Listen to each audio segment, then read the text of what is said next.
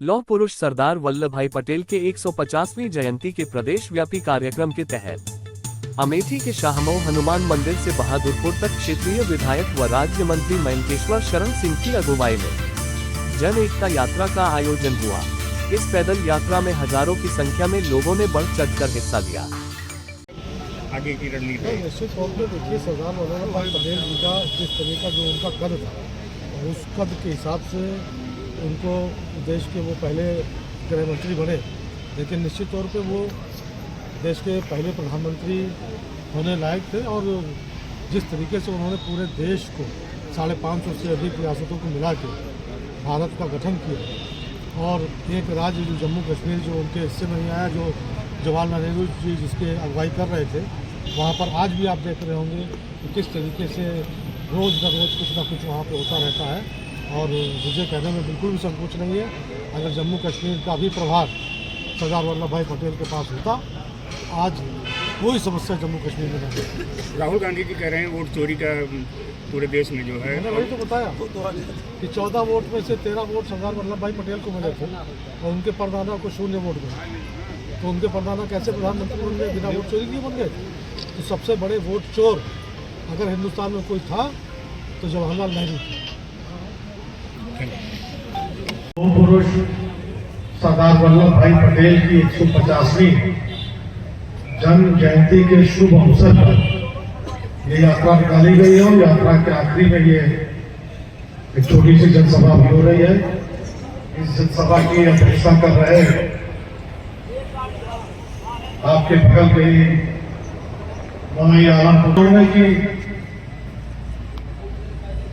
इस देश में जिसमें, और अगर आज आप भारत का मानचित्र देखें तो मुझे ये कहने में बिल्कुल भी संकोच नहीं है कि ये मानचित्र जो आज का भारत का हम लोग देख रहे हैं, उसका अगर सही कारण कोई है तो वो सरदार वल्लभ भाई पटेल है। और मुझे ये कहने में बिल्कुल संकोच नहीं है कि देश के प्रथम प्रधानमंत्री जवाहरलाल नेहरू की अगर चलती तो इस मानचित्र में से बहुत सारा भाग आज भारत में होता है। 550 से अधिक रियासतें थी, उन सबको एक करके वल्लभ भाई पटेल जी ने भारत का जो आज का हम लोग मानचित्र देख रहे हैं उसका निर्माण किया। एक रियासत नेहरू के हिस्से में आई। नेहरू जी ने कहा कि इस रियासत का कारोबार मैं देखूंगा, आप मत देखिए। पटेल जी ने कहा ठीक है। और जिस रियासत का कारोबार नेहरू को मिला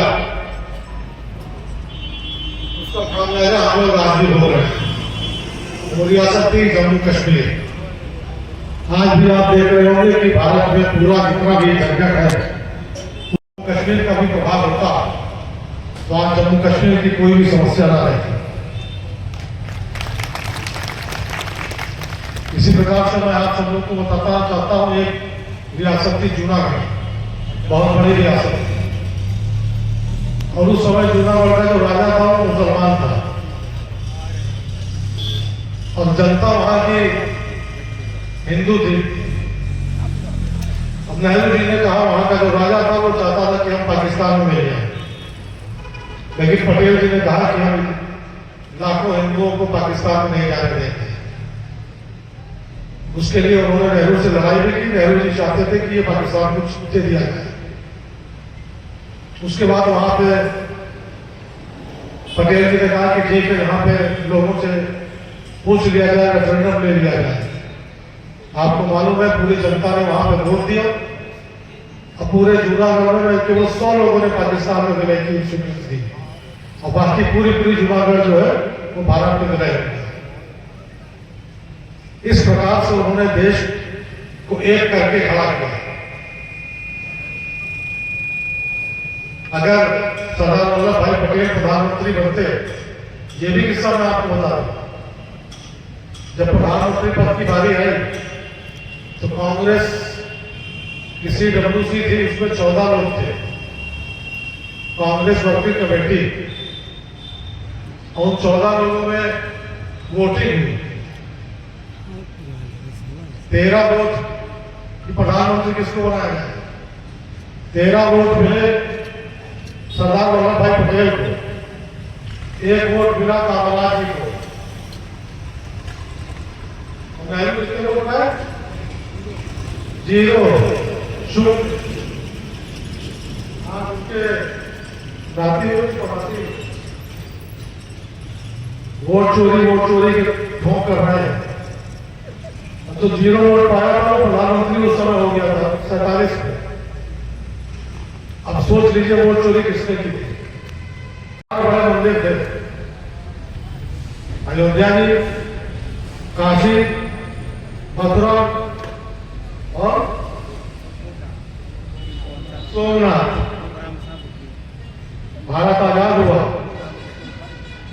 पटेल जी ने कहा कि खास करके 4 बड़े जो मंदिर हैं इनका उद्धार होना चाहिए। लेकिन नेहरू जी आ गए, तो पटेल जी भी आ गए। बहुत नहीं के चाहे हो जाए ना, सोमनाथ का तो होगा। तो सोमनाथ मंदिर का उद्धार 1947 में ही होगा और अयोध्या का उद्धार हो रहा है। धीमे धीमे मथुरा और काशी का भी उद्धार होगा और निश्चित होगा। मुझे ये कहने में बिल्कुल भी संकोच नहीं। अगर सरदार वल्लभ भाई पटेल देश के पहले प्रधानमंत्री होते तो भारत का इतिहास आज कुछ और होता। हम लोग आज प्रधानमंत्री नरेंद्र मोदी जी के नेतृत्व में ये सपना देख रहे हैं कि 2047 तक भारत विकसित राष्ट्र बन के उभरेगा। यह आज से 30 साल पहले हो गया होता अगर सरदार वल्लभ भाई पटेल देश के पहले प्रधानमंत्री होते। बहुत सारी बातें ये सब हम सब लोग नहीं जानते हैं, खासकर बच्चे नहीं जानते, आज की पीढ़ी नहीं जानती। इसीलिए प्रधानमंत्री जी ने सोचा कि ये सब चीजें आज की पीढ़ी को भी जानकारी होनी चाहिए कि किस प्रकार से 0 वोट पाने वाला देश का प्रधानमंत्री बन गया और 14 में से 13 वोट पाने वाला देश का गृह मंत्री बन के रह गया।